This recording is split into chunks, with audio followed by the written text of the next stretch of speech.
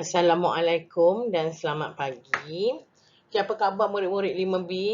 Okay, cikgu harap kita semua sihat dan bersedia untuk belajar topik baru hari ini, tajuk celik keuangan.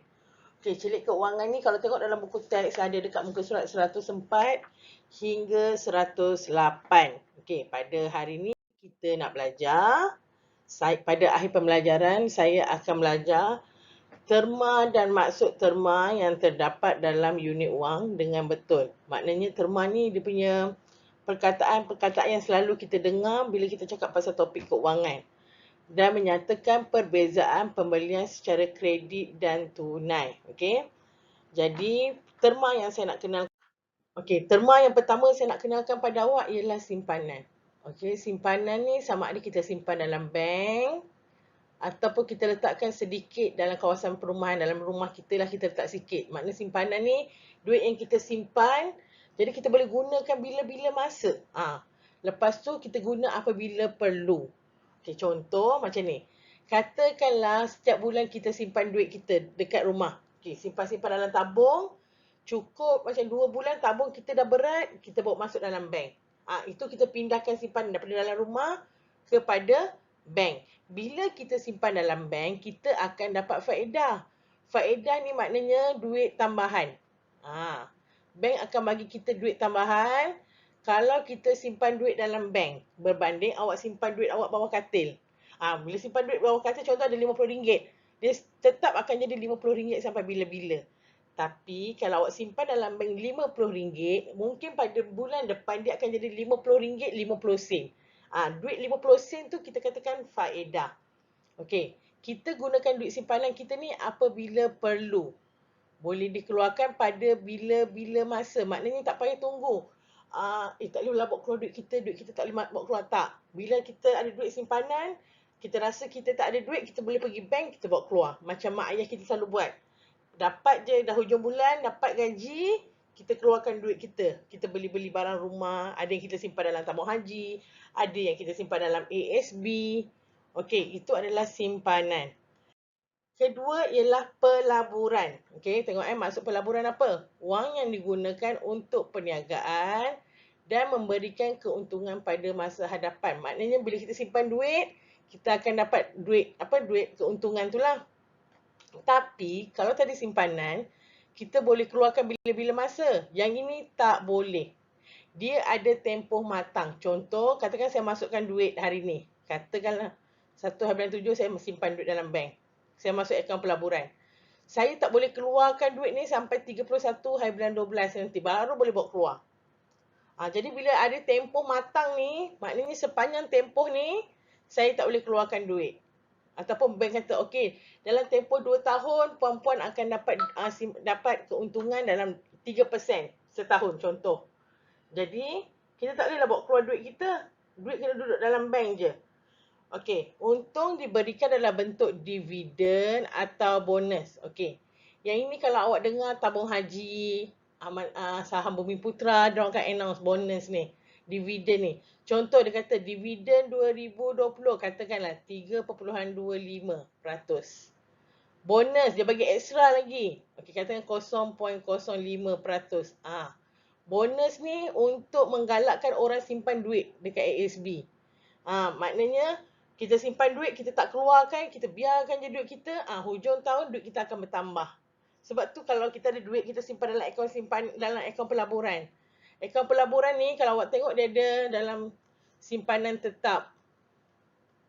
Yang ini maknanya tak boleh bawa keluar dalam masa 2 ke 3 tahun, kita tak boleh bawa keluar duit ni. Okey? Jadi maknanya kalau kata kita ada emergency ataupun kecemasan, tak bolehlah kata, saya ada duit ni dekat tabung, dekat bank ni, tapi saya tak boleh keluarkan. Yang itu, duit tu tak boleh dikeluarkan pada bila-bila masa. Okey, seterusnya faedah. Kalau tengok dalam buku teks, faedah ni muka surat 106. Okey, faedah ni maknanya kita akan dapat duit ekstra. Okey, satu faedah nama dia faedah mudah, satu faedah dia compound. Kalau mudah ni maknanya dekat sini kita simpan duit dalam masa tertentu. Contoh dalam setahun. Okey, setahun kita akan dapat faedah dia 5% kalau kita tak keluarkan. Okey, Bila masuk compound ni maknanya kita tak pernah kan, kita punya duit tu bertambah. Daripada wang simpanan yang mula-mula tadi setahun tu, kita punya duit wang simpanan campur faedah terkumpul. Yang ini kita panggil faedah compound. Maknanya lagi banyak lah.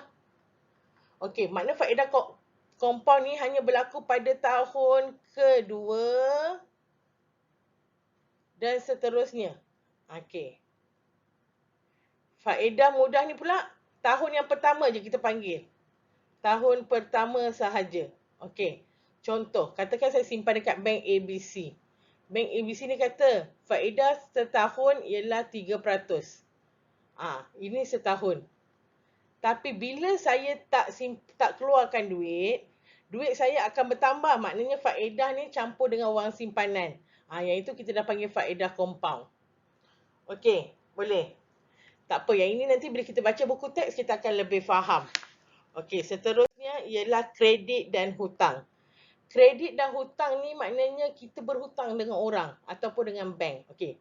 Kredit ialah kemudahan pinjaman yang diberikan oleh bank untuk menangguhkan pembayaran. Okey, itu adalah kredit. Hutang pinjaman yang perlu dibayar oleh seseorang.